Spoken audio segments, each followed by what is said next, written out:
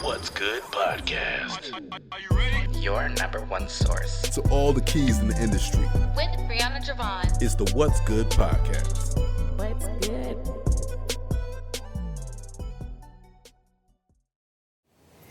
Hey, ladies and gents, this is your girl, Brianna Jovahn, and we are here with another episode of What's Good podcast. We have another Wild Card Wednesday, and we have Miss B.R. Smalls. How are you? I am fantastic. I'm so excited for you to be here. I'm so excited to be here with you, Brie. This is exciting. It's a winning Wednesday. Absolutely. So we have been having, as you guys know, if you've been watching and listening, there has been a lot of talk about the Veterans Women Enterprise System. We've been listening to all the people talk about VR Smalls. Well, this is the queen that put everything together. So we are going to get to know you, the business, how everything came about. So are you ready? I am ready. All right. So Miss VR, tell people a little bit about you. Let the people know the layers to who Miss VR Smalls is. So me. Well, first, my connection to the Veteran Women's Enterprise Center. I am an Army brat and a Navy vet. My family is very entrenched in the military. But I started out as a little kid, 5 years old, watching Michael Jackson and Diana Ross on TV, and they would say, well, you know, what do you want to be? And I said, well, I want to be a star. No, that's right. So I don't know how the two have come together, but that was my original claim to fame, and I stayed in choir all through, high school. I actually was due to graduate here in Dallas from W.W. Samuel. Right. I was supposed to audition to North Texas State, because North Texas State was known then for their musical program. So I did not get to do that. My stepfather actually ended up getting orders in the middle of my senior year, and I had to leave Dallas and move to Fort Hood. So I had all my credits already and got out of school, started looking for a job. I wanted to be independent, having to leave Dallas and leave my friends. I just didn't experience my senior year the way you would want to finish your senior year. And I thought, how can I be on my own, but be on my own? Even if you had a job, you need a place to stay, you need transportation. Full independence. Right. And I thought about the military, and I said, hey, the military is going to give me a place to stay, and they're going to pay me to work.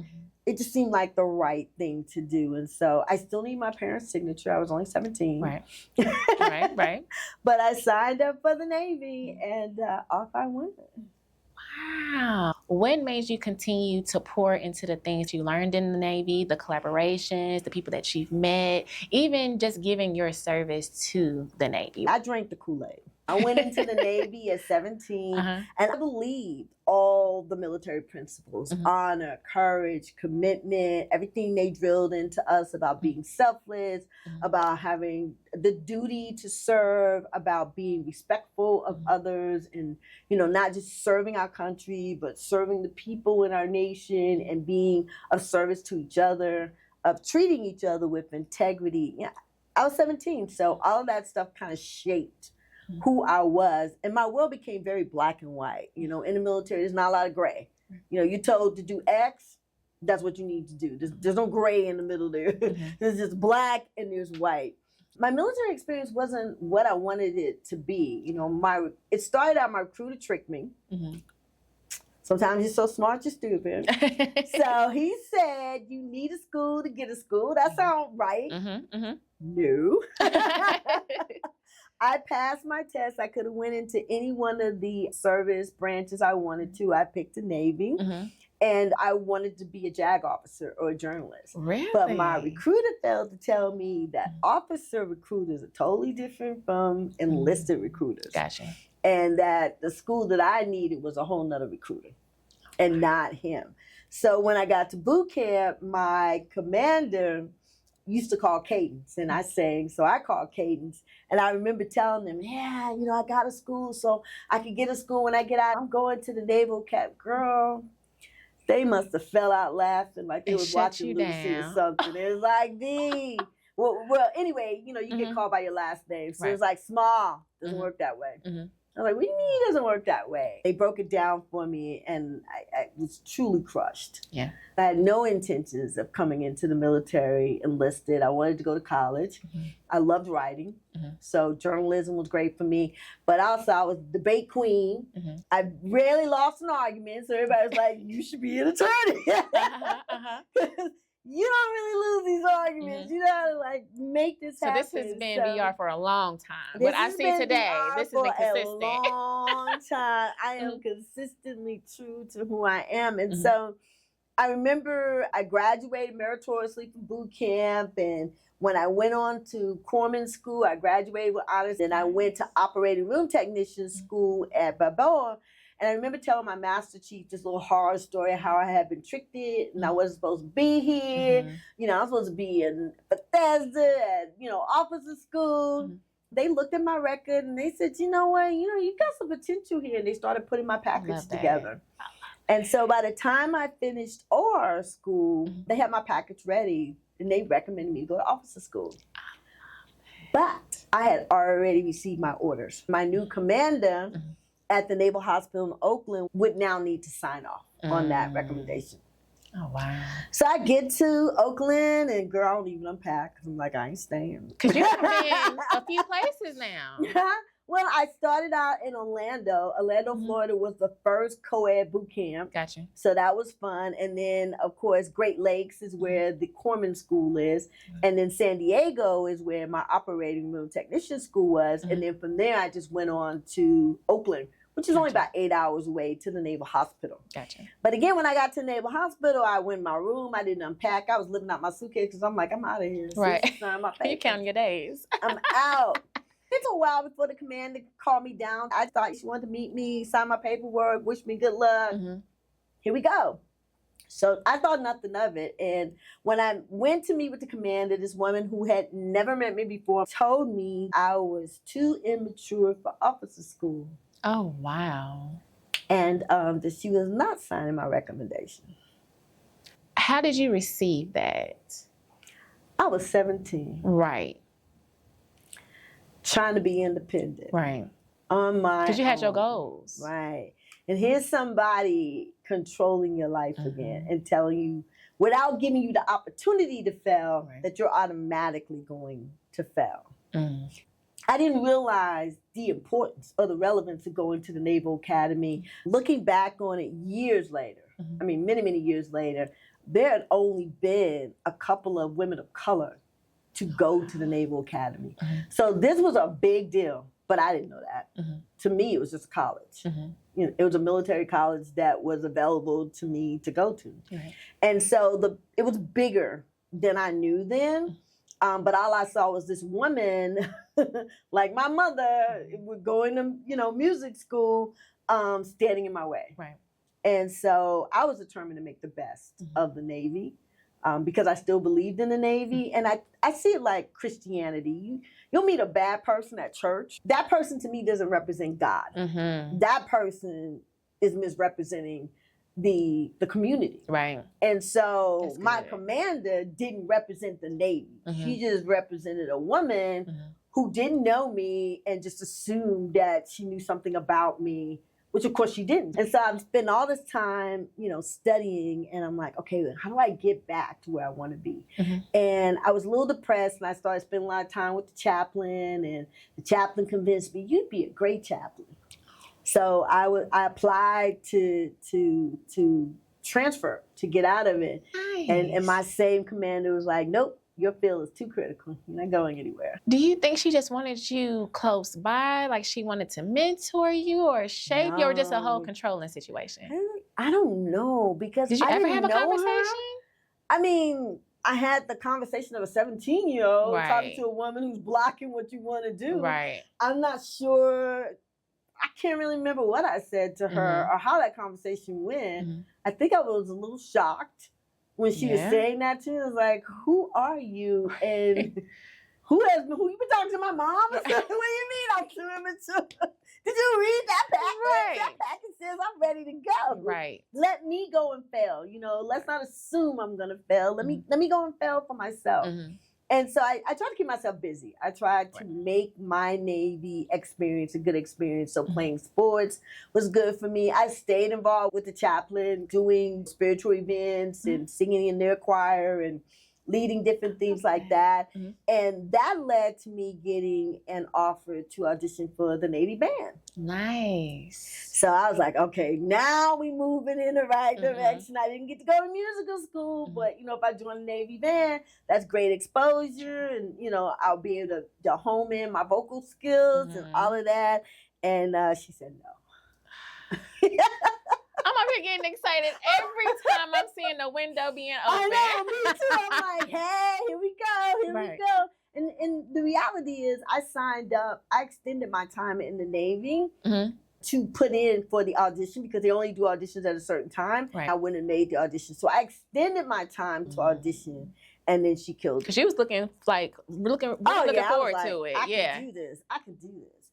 When I started thinking about my whole Navy career, the Navy is very much like that. You can pass your test, but if they have more than what they need in a certain category, you won't get promoted. So I didn't get promoted. The Navy's messing with my money. I'm not doing what I need to do here. I was going to school on my own, but of course that's taking a lot longer than me just being in school. You work too hard, straight A student. This is the path. You're supposed to be able to go to school and do all your things. And when it came down to it, it's like, what if I get another person like this? Because for whatever reason, this woman took a disliking to me. That's crazy. So I said no. And the Navy was supposed to be my career. I had already decided I was going to go in. I was going to be an officer. I was going to, make it a career, and then probably come out, start my own business or something, my own practice, or write a book, continue journalism, because I love that. I got out and I hadn't finished school. I had an associate's degree in business administration and a vocational degree in broadcasting. Okay. I went to vocational schools because I thought I wanted to do broadcasting. None of that meant anything because they were associate's degrees. They weren't like bachelor's. I didn't have my bachelor's yet. And so, but what I did have was business skills. Right.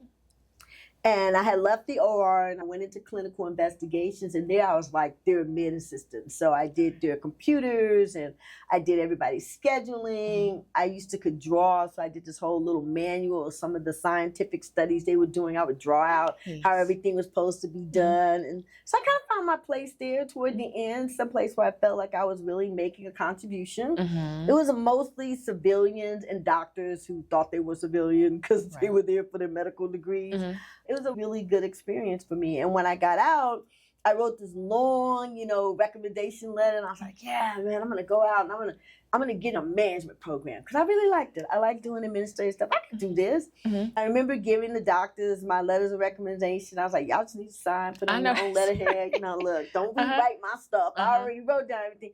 And they were like, we can't sign this. And I was like, why? And he's like, oh, we weren't supposed to let you do all that at your rank. Oh. So they pretty much snitching on themselves if they was to sign off on it. They're like, we're not co-signing any of this. Even my civilian people were like, Dang. if the doctors ain't signing, we ain't signing. I remember I got this little letter, a couple of paragraphs, nothing the way I would have written it. I think I trashed it. I was so mad. I was like, this is not going to help me do what I'm trying to do. Right. And I think I got out angry, but determined that I was gonna flip the script. And so, unlike a lot of people who transitioned, I didn't have a difficult transition. I went to New York because I was into entertainment. One thing I didn't tell you, I auditioned for Dreamgirls when they came to California. I got called back. It was.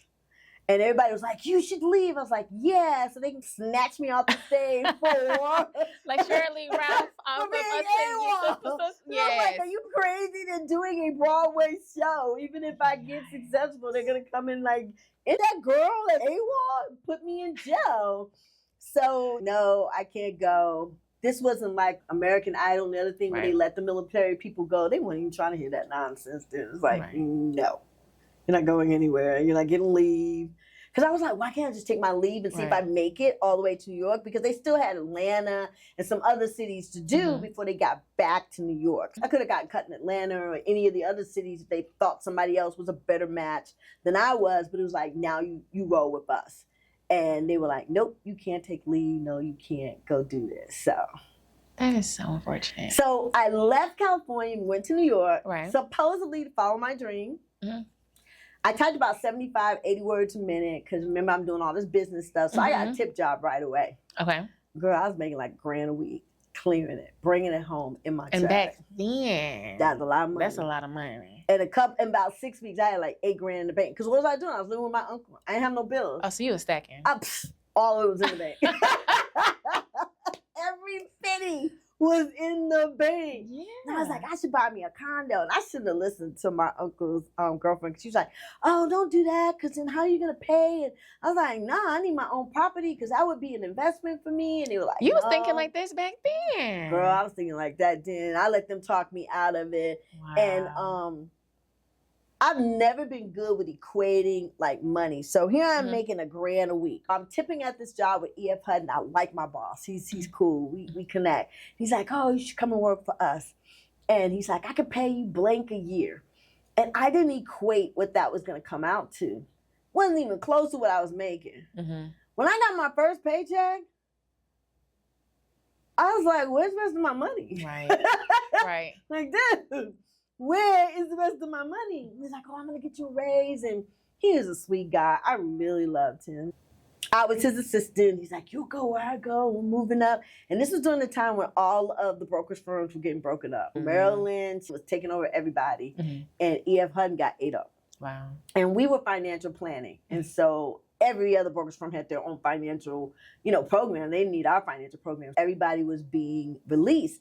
And I wasn't making enough to survive. So I was like, I got to jump ship. I can't sit around and wait and see what's going to happen. So he stayed, and the girl who worked for the other girl, she was in marketing. She stayed, and he ended up getting the job, and he took her with him. But he was mad that I jumped ship. But I was like, I got to pay bills. You know what I'm saying? Like, I got to make sure that I don't miss, because a little bit of pennies you were paying me, shoot, I was drinking Pepsi and eating vanilla wafers. That was dinner. So I could afford.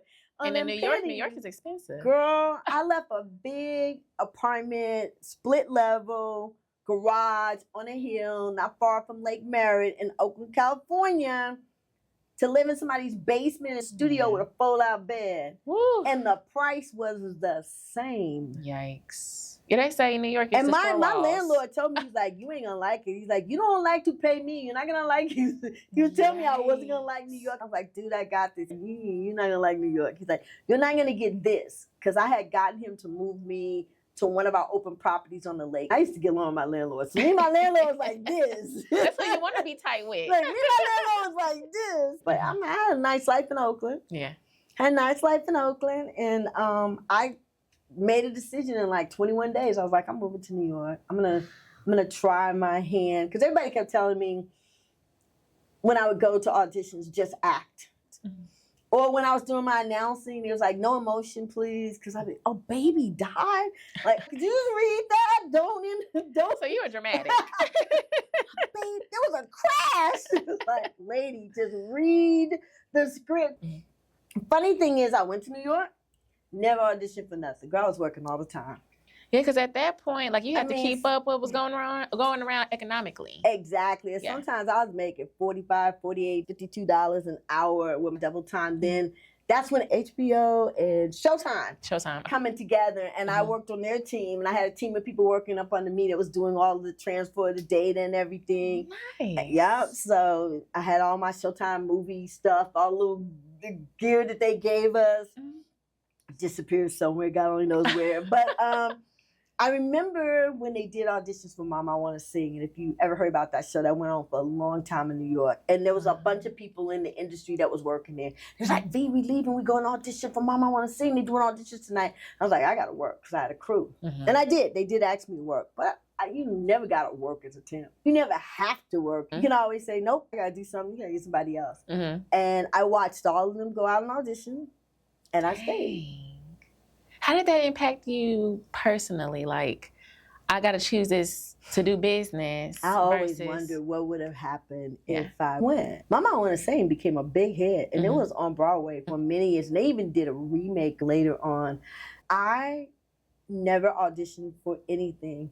When I was with E.F. Hutton, I went to a couple auditions, and that stuff can last for 2 or 3 hours. Mm-hmm. And I remember my boss telling me, hey, if you take another 2-3 hour lunch, don't come back. Wow. And I knew that I could not afford to lose my job. I knew I didn't want to be on anybody's street. Mm-hmm. A lot of my friends that I knew that was in the industry was shacking up with people that they really didn't like and that didn't always treat them well. I knew I didn't want to be in that situation either. Mm-hmm. So I made a choice, and it was like, I've got to be responsible. Mm-hmm. I've got to work a job, and I got to get a paycheck, and I got to pay rent. Mm-hmm. And maybe I'll write some music, sing some songs, and maybe I'll get somebody to pick that up, but I'm not going to be able to do this. Mm-hmm. I did some fill-ins here and there. Denzel Washington, Glory. When Glory came out, I was sitting right behind him at the opening in New York. Stop. You know, you can't talk to the stars, you can't tap them. We didn't have cell phones then for selfies. But I was right behind him at the opening for Glory. So I used to do those little fill-ins for extra money and to get out there. But, you know, if you want to be in that industry, you could spend forever in New York before you actually get picked up. Makes sense. But it, you know, that's what it was. So I never ventured down that road. I regret that because I still feel like that's part of who I am. Yeah. Yeah. No, I can see because it still gives you a lot of joy as you talk about it. Yeah, but no, I didn't do it the whole time I was in New York. I did a couple of plays, like off-Broadway stuff. I did some stuff for people that knew me. So I said, hey, I'm doing a play. Can you come be a part? But I never auditioned. Right. I never had to audition for anything. It was always people that knew my talent and asked me to be a part of something that they were doing. And I agreed. So when we first met, it was all about business, business, business. I heard about SCORE, and I did do some peeping. I went to your LinkedIn just to learn a little bit more about you. So me hearing your journey of Broadway, singing, entertainment, the Navy to now business, what did that pivot look like from entertainment to now? It's fun and games, but now we're being more formal, suit and tie. I got to get my head right from this side of the spectrum to a whole separate side of the spectrum. Well, that happened a long time ago because I worked in corporate in New York. So I worked for Ebb Hutton and Barclays Bank, and my uniform went from my Navy uniform to a suit. Right. So it was funny. I was saving money, but I was spending money. And one day I was looking at my account and realized I had saved as much as I had spent. I had $15,000 in credit card debt and $15,000 in the bank. It's like, you didn't really save any money. Right. You spend as much as you save. So I started like really paying attention to my finances. And so I had gotten a part-time job in like a clothing store. I worked for Corporate Woman. I was like, you like suits. So anything you make here, you can spend all of that on clothes. But what you're making over here, you need to pay your bills, you need to do your, retirement, your savings and all of that. And so for me, it was getting back on track. I worked for Bloomingdale's and I worked for Corporate Woman because I like clothes. I don't know if you can recognize, but I like clothes. And so I needed a clothing budget so that I could do all that. So that was always my premise. And the interesting thing was I always knew, not to be arrogant or anything like that, but I always knew I was smart. I was a straight A student. Nobody ever challenged me being smart. Never challenged. But when I looked at people on TV, I thought they were beautiful. I never saw myself as beautiful. Oh, really? Nah, I didn't look in the mirror and go, oh, you gorgeous girl. No, that was not my thing. I never had those kind of people in my corner going, you should go for it, you should do it. I would tell people I was going to audition. They would tell me about their friends that did it, but it wasn't like they were saying I should do it. I always felt insecure because nobody had ever championed it. Right. Except for my music teacher when I was, going. But then I didn't get to audition. So who says I was good enough to go to college? Who says I would have even made it? Because I never auditioned. So there's just no way to prove it. I was a straight A student, so there was a question there. And I had already done all kinds of projects and stuff with people. And wherever I tipped, people offered me a job. And it was like, yeah, no, I don't want to work here. And so I picked where I wanted to work. And I remember when I went to Barclays Bank, there was an African-American woman already temping there for me. And she was like, well, don't apply for this because he's not going to hire anybody black. And I looked at her like, girl, please. You know how much money I'm making? I could care less. So, my boss was a young man, a young Jewish guy. He seemed nice enough to me. And I did whatever it was that he wanted me to do. And I remember one day I had typed a letter for him. And he didn't have the best writing skills, but hey, not my job to judge. I just do what you tell me to do. And he brought that letter back with an error that I had made. And I had, in fact, made this error, but there were several errors in that letter. You know what I mean? I was like, dude, really? You know what? Let me fix this. Let me just open your eyes to a couple of things you might want to check. So this was the day of the red pen. So I fixed the error that he brought to my attention, but then I circled all his other errors. We're going to talk about it. Look, you know, I'm tipping. I don't care. Like, there's going to be another tip job for me at 75 words a minute. I'm not worried, okay? And I looked the part. Right. So I gave him back the letter. I put it on his desk. I was like, there's a couple other things if you want to look at them. I just made it real nonchalant, but that letter was bleeding. I mean, it would have been dripping blood if that ink could run. And I went back to my desk, and, you know, not a lot to do then. You wait for the phone to ring. You sit at the computer. He's not a senior vice president yet. He's a vice president. So, I mean, he's not a busy guy. But, you know. Right. Hey, I'm getting paid to be there. And he comes back out with the letter. And he looks at me. And he's like, oh, okay. He's like, make those corrections too. I was like, okay. I was like, checking my work. I made one little error. This whole thing is an error, dude. Right. So I fixed that for him, and then we started just like chatting and talking. And so he was telling me he had this opening. He was interviewing people, and I was like, good for you, dude. Because when he told me the salary, I laughed, and I was like, no. Right. Because we got goals. You're moving up. Yeah. So he kept, you know, at me, and he brought all his little people through that he was interviewing because I did all his interviews. He's like, oh, she was good. I was like, good for you. And so one day he just brought me in the office. He was like, what do I have to do to get you to take this position?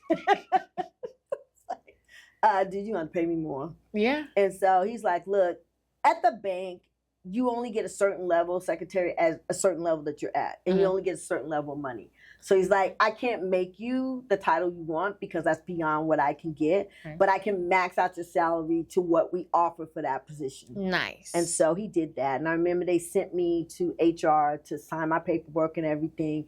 And when I gave the paperwork to the girl, she's like, oh, this can't be right. We don't pay, you know, admin assistants that much. And I was like, yeah, you do. That's why the paper says that.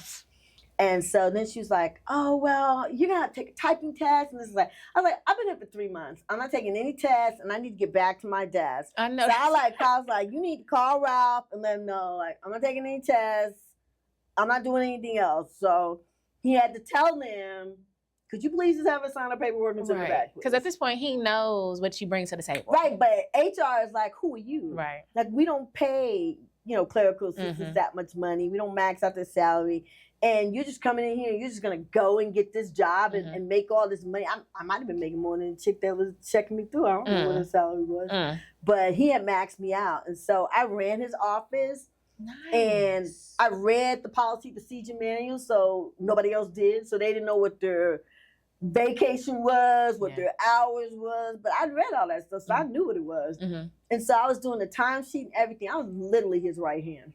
Literally. I knew who I was in business, and I knew what I could do. I knew that I could do processes. I knew I understood processes. I knew I was organized and detail-oriented, and I could get stuff done. He even hired me an assistant at one point. We had a receptionist at the front that I hired, and I remember I'd hired this young Caucasian girl, and everybody in our office was either Caucasian or Hispanic. We had one other Black woman in the office, and she worked in the computer. We worked in big computers, so we worked in the computer department. And I remember I hired her because basically she had the best skills. Gotcha. From all the people I interviewed. I didn't really like her. Like, I didn't like her personality, but I didn't hire her to be my friend. Right. I hired her to do the job. But this chick was constantly hanging out with the boys, taking extended lunches, blah, blah, blah. And so I had to write her up. And I remember they said, you know, they came back and it was like, oh, you know, she's writing her up and, you know, she's giving her a hard time. And I was like, you know, she doesn't like her because she's white. And I was like, dude, I hired the chick. Right. And then I was like, well, okay, how many Black people you got on your team? Because there's no other Black people in the office. You know what I'm saying? And I told her, I was like, no, she gotta go. Yeah. She's taking long lunches. She's not doing her work. She do stuff I don't do. No, we're not going to play that. You're not going to be the boss. Right. And so I had to let her go, and I let them know, like, hey, I didn't hire her to be my friend. I didn't even like her. Right. Like, I didn't know her like that, but I didn't, you know, like, something about her personality, I didn't really like her, but I hired her for the job, and that's who I've always been. Like, I don't I'm not hiring you because you're going to be my best friend. Right. I'm hiring you based on your skill to hopefully do the job. And I hired another young girl that took on the position and did her work. Wow. She was a receptionist. She was doing what she was supposed to be. She took care of security issues. Those were the things she needed to do. And she just happened to be African American, but she did her job. Oh, and she didn't try to, you know, be kind of friendly with everybody, but she was sociable. And she did her job. And I've never really been good with people like that. Like, you know, I'm the kind of person that I'll tell you what I can't do. You guys hear me say that all the time. Right. Like, I'll tell you where my shortcomings are. I don't have a problem with that because I don't believe everybody can do everything. True. But there are a lot of people that are not honest and they lack integrity, and they'll say they can do things they can't do or they will do things they won't do, and it's stuff like that. For me, I miss it every time. Yeah. Because I'm expecting you to be like me. So you're going to tell me what you can't do, like I would have told you what I can't do. And if you tell me you can do it all, I'm like, oh, let's make it happen. Girl, let's do this.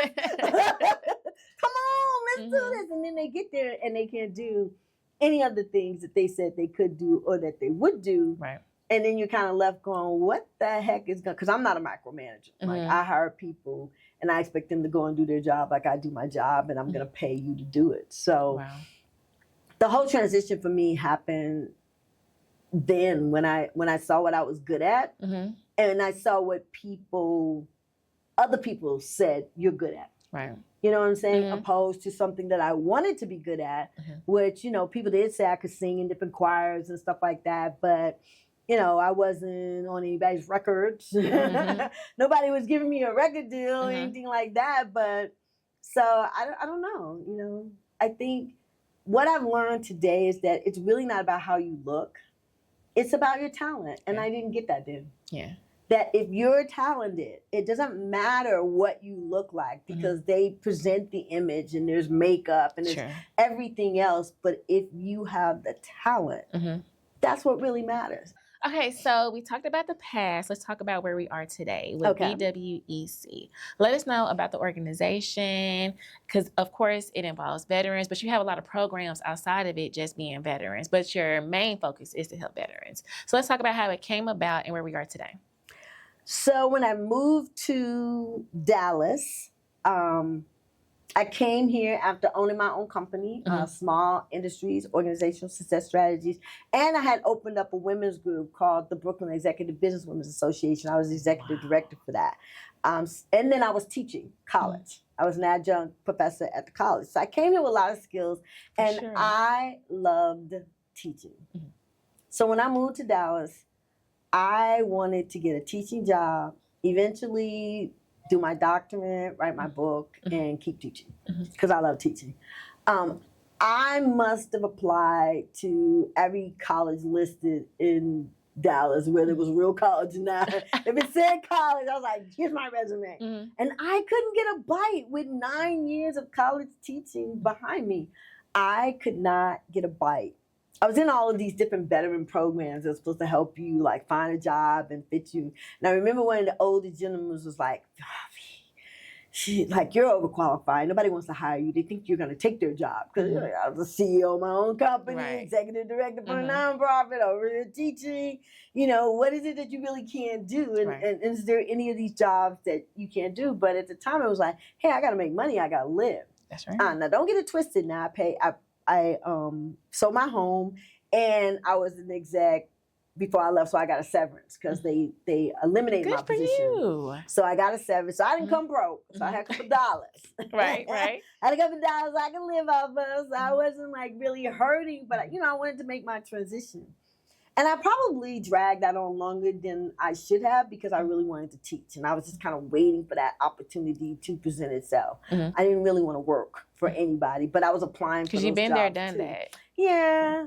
But I would have took that too. The right position came along. So I ended up going into this veteran program called Honor, Courage, and Commitment, HCC. And they were doing an entrepreneur program. And I was like, you know what? This whole job thing doesn't make sense. I created this program called Employment Now, which everybody's doing now. So again, I just left my money on the table. But the program then was you would match people based on them being on a platform. Gotcha. So you'd come onto our platform, put your resume, everything in there, and then employers would be able to find you on the platform. So this doing a resume for every job would be eliminated. That is such a ridiculous concept. It's like you're doing work. Right. And then they had that whole match thing where you had to match the exact words, which to me seemed to lack integrity. True. Because if I really didn't coordination or something, instead I was a coordinator or something, but if you didn't use the exact word, it wouldn't do a match. That's how bad the programs were then. So, I mean, you were writing a resume every day, and for every position, you were writing a new resume. To me, it just didn't make any sense. It just didn't, it's like, what I did is what I did. You know, why am I rewriting Regardless. it? Still the same experience. And you're trying to get this percentage of match. And so I'm doing it, but I'm mad. Like, I'm like, this don't make no sense. Right. And so I figured I could come up with a better program, at least for veterans. I wasn't trying to do it for everybody, but this was for veterans, to get them a match in the system. And I remember they were telling me then Al wasn't as popular as it is now. They were telling me it's going to cost me $250,000 to get somebody to write the program, that I was going to have to use Al and all sort of stuff. And nobody wanted to really support what I was doing. At the same time, I got involved with this women veteran program. And it was a Veterans Day summit for women veterans. And it was a 3-day summit, and they was doing it, I remember, and love it. And I saw it, and I was like, oh, man, I wonder if they're bringing it to Dallas, because they had all these different locations. But I didn't see Dallas. And so I kept emailing them, saying, hey, you're bringing this to Dallas. And so they finally got back to me, and they were like, no, you know, we reached out to Dallas, and nobody really wants to host it, so we need local hosts. I'm like, you must have asked the wrong people. Right. I know several women programs here. Of course they want to host this. So they're like, do you want to host it? Look, girl, I hadn't even been here a year The whole yet. opportunity. No, I'm like, I haven't even been here a year yet. And, you know, I'm not the one to host it, but hey, you know, I'll reach out. I'll give you some names. I'll be on the call. I'll help. And girl, we had 13 different organizations on the call. Oh, wow. And they were all excited about doing it. And so, of course, I was on there, and they said, hey, can you do the entrepreneur program? You had a business before. I was like, absolutely. And I was online. There was all these groups that said they had programs for veterans. But when I started calling them, they either were defunct or they didn't have anybody. It was just a whole lot of fluff. And so I'm a SCORE mentor. And I went to SCORE and I said, hey, can you, you know, help me identify some people to do this workshop? Because all these so-called veteran programs are really not in existence. And so I think we had about 25 or 30 women in our session. I can't remember how many. But it went over really well. Okay. And afterwards, people kept emailing me about what's next and do I know this? I'm like, wait a minute, this is a one-time thing.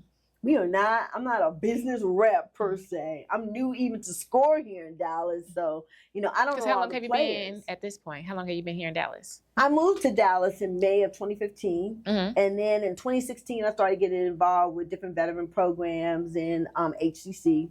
And I came up with the idea for the VWEC after that conference. Gotcha. When people kept reaching out to me. So I started doing my research, and I was like, wow, there's no program for veteran women.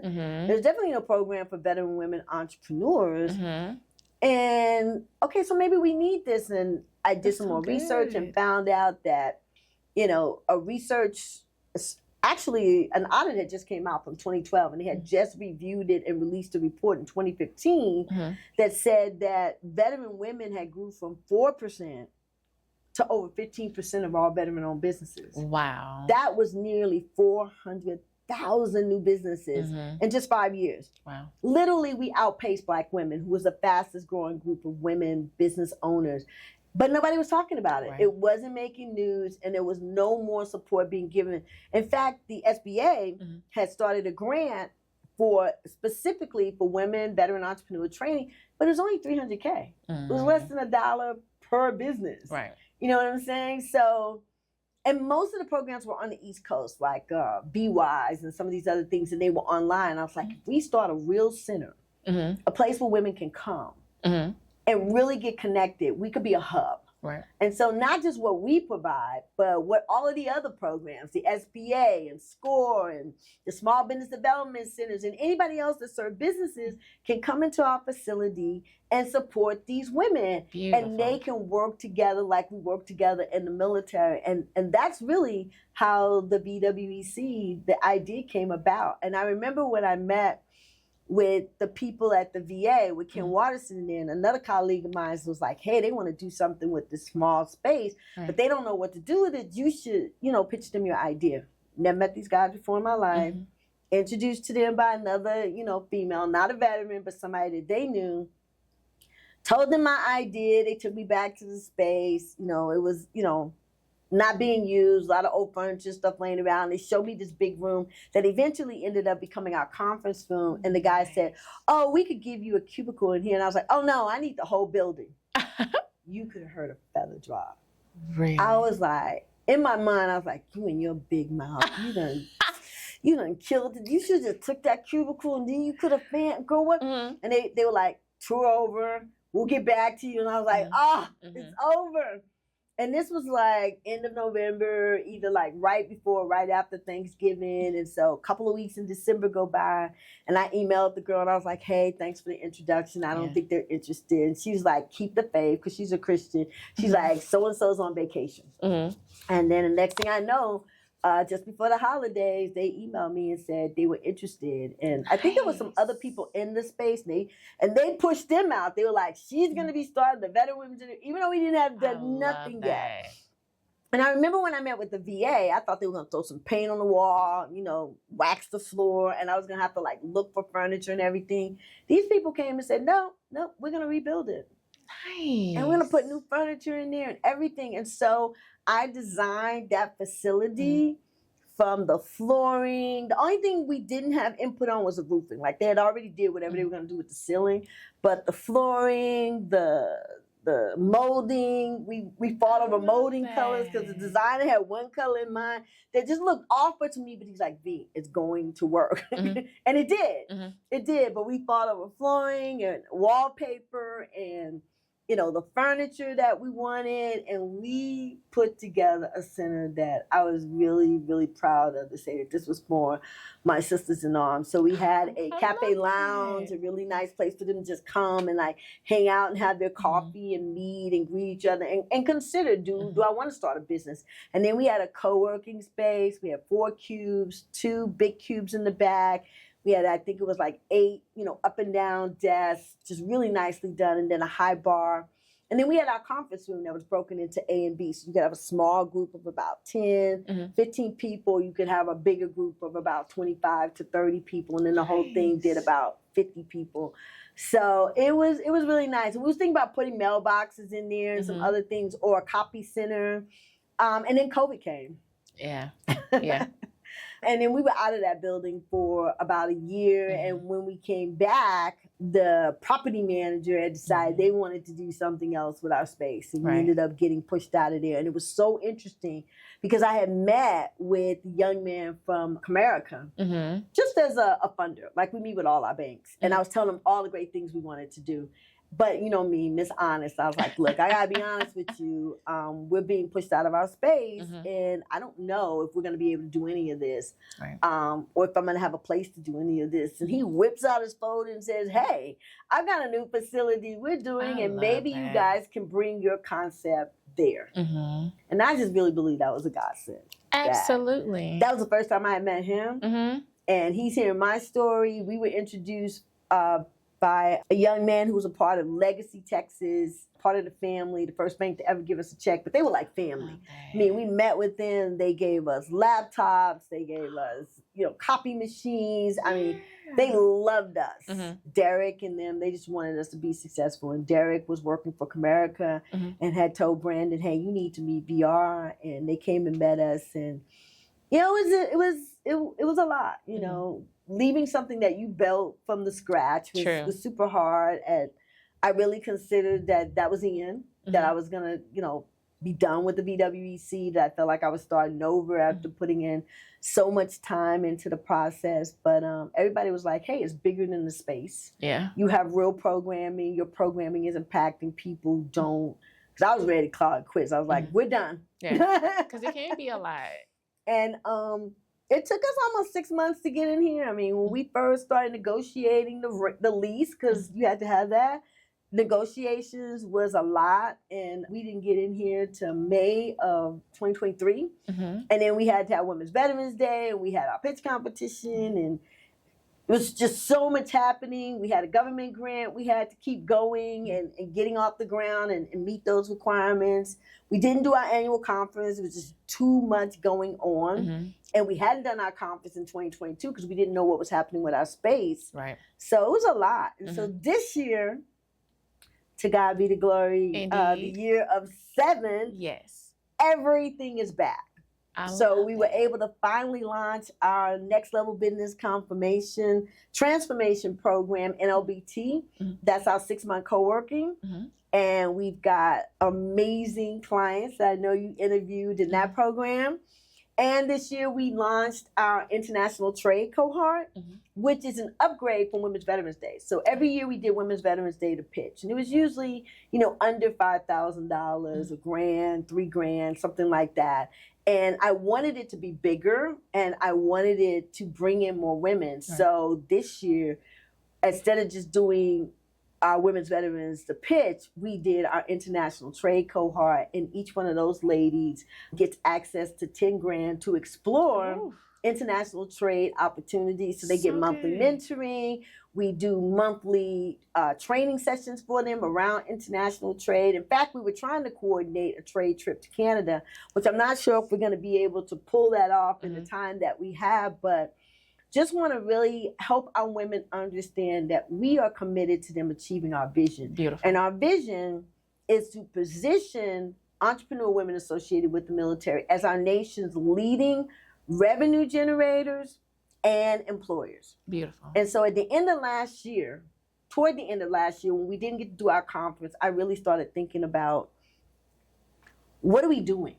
What is the VWEC really doing? And it made me have to go back to our vision and our mission. And I was like, okay, wait a minute. How are the programs we're running driving our vision forward? How are we helping women generate more revenue? We're doing a lot of education. That's great. Everybody needs education. But how is that education then being transformed into real strategies to increase their revenue? How are we helping these women actually build or grow their workforce? Right. And so we really transitioned this year into all of our programs need to have real outcomes that either reflect revenue or workforce development. Yes. And so NLBT, they get their full foundation. They can work here. So they work here at the Comerica Business HQ. This is where they have their offices. They can get their mail through our P.O. Box program.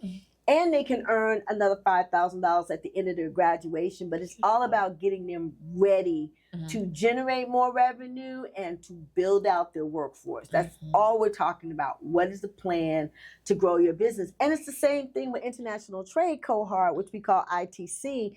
Even if we can't take them on our trade trip to Canada, we'll be bringing the ladies into Dallas for our annual conference. So we'll be putting them up in the hotel, making sure they get back and forth from the hotel, taking care of their meals, but they'll have to take care of their transportation getting in. And we're excited to have at least 2 of our ladies. One's in Maryland, one's in Illinois, and then we have 2 out of Texas. And we're just excited to see these ladies grow. And they're excited to grow and expand their businesses. One young lady's already in Canada, so she's looking to expand and increase her market share. And then the other young ladies are looking to get into the Canadian market. So we're excited for them and excited to be a part of that process. Beautiful. And we're going to talk about the program that I'm in, DSG. Oh, absolutely. So Dallas Strategic Growth Accelerator, we are super proud of that program. It actually emerged out of our Strategic Growth Writing Clinic last year. We did about 8 sessions. We did an evaluation from the students, and they said, this is not a writing clinic, Ms. Small. This is more like an accelerator or an incubator. You got to name this correctly. They needed more time. I think we were doing maybe 2 to 3 hours a week. So now it is a 10-week session. It is intense, as you know. We spend a half day together from 12 to about 4:30 or 5. We have 10 sessions that we look at least once a month, July, August, and September. We have a full day session from 8 to 5. And in fact, our full day is coming up this week. It is. And it's all about everyone in the program walking away with their strategic growth plan. It doesn't matter whether you're starting a business or you have a multi-million-dollar business that you need to take to the next level. you need a strategic growth plan. Mm-hmm. And all of them encompasses the same things. You have to understand your mission. You have to know what the vision is for your company. Mm-hmm. You have to know your SWOT. Mm-hmm. And then that is built out of your market research so that you can set goals that align with the industry and that can truly give you a competitive advantage. So I'm excited to see what you all are going to do. We started out with 22. We've had a consistent 18. Let's see how many people get to the end. But there's 10K in total in grant funding through the pitch competition, as well as what we like to call our growth awards. So we're excited to put something in everybody's hand because, again, what we do through mentoring, technical assistance, and funding opportunities. Mm-hmm. And when we get money, we want to make sure that that money gets back to the businesses. And we appreciate it. Oh, absolutely. I mean, everybody I've sat down with, even within the program, we talk about how much of help you are to us. A lot of times, you know, we do get a little nervous and we do get a little scared, but we understand what the end goal is. So I am very grateful. Scared? I mean, you be drilling us, okay? I don't know if it's the military side, but you like, no, start all over and then come back. I'm like, okay, let's get our lives together. But I think we you have to appreciate be it. real with Mhm. businesses. I mean, I know that there are organizations out there that are checking boxes. Sure. And they don't really care if you learn this stuff. Mhm. They don't really care if you're able to apply this stuff and Mhm. whether or not your business grows because I've checked the box. Right. You know, I saw this many businesses. I trained this many businesses. But what was the real outcome from Mhm. that? You know, what businesses really grew Right. from your tutelage? And were they able to increase their revenues? Were they able to grow their workforce? And I've watched organizations that wait for you to do Mhm. something successful. Mm-hmm. And then they come back and say, hey, let me highlight you. Let me show people what you've done. And when they highlight you, it reads like they helped you do it. Right. But in reality, they wasn't even a part of that process. Mm-hmm. And so we don't ever want to claim fame to something that we didn't actually do. We really want to put the time and effort into every business we're able to truly touch. Mm-hmm. And we want to be able to say that we were a part of your growth because that's what this is all about. For sure. So maybe a small part Mhm. because you come away from us and you're just getting started, and that's okay because you're starting right. Right. Or maybe a big part because you came to us and you had the grand idea and you were already making money and you figured out how to make even more money. Okay? Okay. So we're thrilled to just be in there and be a part of this process and to watch each and every one of you grow. I love that. That's the key word for me, growth. Indeed. So let's talk about October 16th, because this is pretty much an event where you're going to celebrate all the organizations and programs that you just mentioned. So let's talk a little bit, Absolutely. just a little sprinkle for the people. Just a little sprinkle. So we do our annual conference every year. It is in honor of National Women's Business Week, which is the third week in October. We've always done it that Wednesday. As I said, in 2022, when we had to move, and then in 2023, when we were trying to get settled in, we didn't do the conference. So this is a comeback. Absolutely. Woo! So excited about the comeback. This year's theme is Empowering Her Path Forward, celebrating the steps to success. I love And that. so the whole conference is focused on our clients. So DSG, your group, will graduate in the morning. You guys will pitch for your 10K. And we want you to invite your clients, your partners, your funders to see the work that you're doing, to hear your vision for your company grow forward. Because you never know who's in the room. True. So you may not win our money, but somebody else may hear you say, wow, I'd love to partner with you, or wow, I'd love to hear more. You know, we might be interested in investing in you. So you always bring your best game. I love that. So that's the morning. In the afternoon, we're going to feature our VWEC veteran exclusive programs, which NLBT. Next Level Business Transformation will tell us about their journey and where their business started and where their business has ended after their 6-month time with us. And they'll also find out how much of their $5,000 grant they were able to earn throughout the process and the work they did.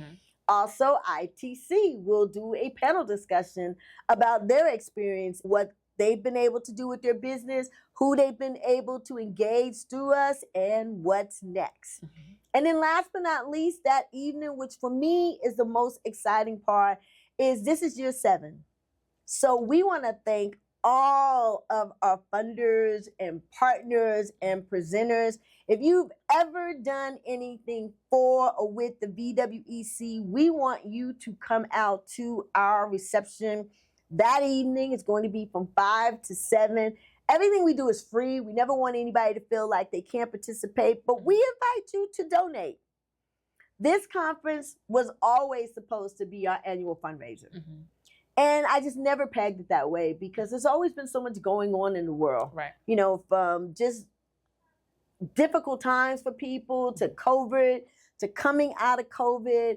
And we never want someone to not be able to participate. And as a veteran myself, I understand how many of our veterans have a great deal of pride. They're not going to ask people to give them something for free, or they don't want to be on anybody's list for somebody to cover them. They want to be able to take care of themselves. Mm-hmm. And so we want our veterans to always feel comfortable and that they can come and celebrate with us and be a part of anything that we're doing. But those of you that haven't, we want you to consider giving it. And so we invite you this year to make a pledge. We're working to raise our money for 2025. We want to have those pledges in before the end of the year. But we want to see as many of them come to fruition on October 16th. So visit us at Veteran Women SEC. That will bring up all of our social media and internet connections from our website to Facebook, LinkedIn, whatever works for you. We're even on TikTok. Yes, indeed. Not as good as we could be, but we're there. Pick a site and follow us. And as more details come out, we'll be featuring our clients because they are the heart of what we do. Mm-hmm. If they're not successful, we're not successful. And I do want to share one more thing with you. Go for it. In our mission statement, we switched our word to empower. To empower entrepreneur women associated with the military to scale successfully. And that's because when you think about the word help, I looked up the definitions a while back, and it says to make it easier for someone to do something or offering some service or resource. We just don't want to make it easier for you. Right. To assist, again, another form of help, typically to doing a share of the work. We're not going to do it for you. I know that. Okay? We're not going to assist.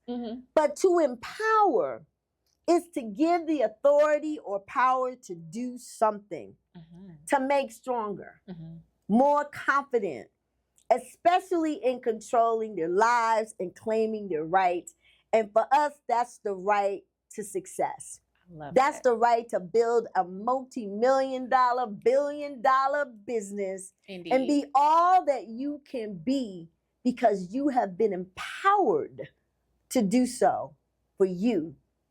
So this year, empower her path forward. Join us as we celebrate the steps to success. You will not regret dedicating that day to VWEC. It's going to be the best day of 2024. Our theme this year was Come Soar With Us in 2024. Get in step and join us on October 16th at our annual conference. See and meet our clients. Understand why we do what we do, the impact that we have, and help us celebrate a year of success. I love it.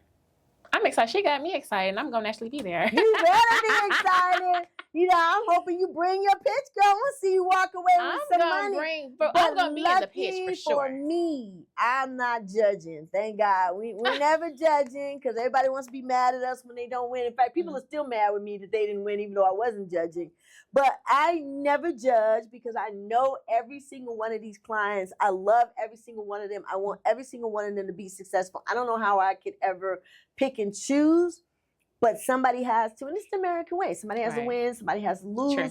You got to always be ready to bring your best game. So we invite them to really bring it because it's not just what we have for them, but you don't know what else is in the room. Sure. What else might be there for you. And so you always want to come prepared for that next opportunity. Yeah. But they say don't wait for opportunity to knock. Right. Go out there and get that opportunity. Indeed. Like you always say, don't leave any money on the table. Don't leave any money on the table. this young lady, and I just really heard about her. Her name is Elaine Welderoth. Mm-hmm. And she wrote this book, More Than Enough, Claiming Space for Who You Are, No Matter What to Say. Mm-hmm. And she said this quote I want to leave with you guys. She said, sometimes just being yourself is a radical act. When you occupy space in systems that weren't built for you, your authenticity is activism. Beautiful. The military wasn't built for women. Mm-hmm. Business wasn't even built with us in mind. Mm-hmm. But we're here. And we're going to be authentic about who we are and what we're trying to achieve.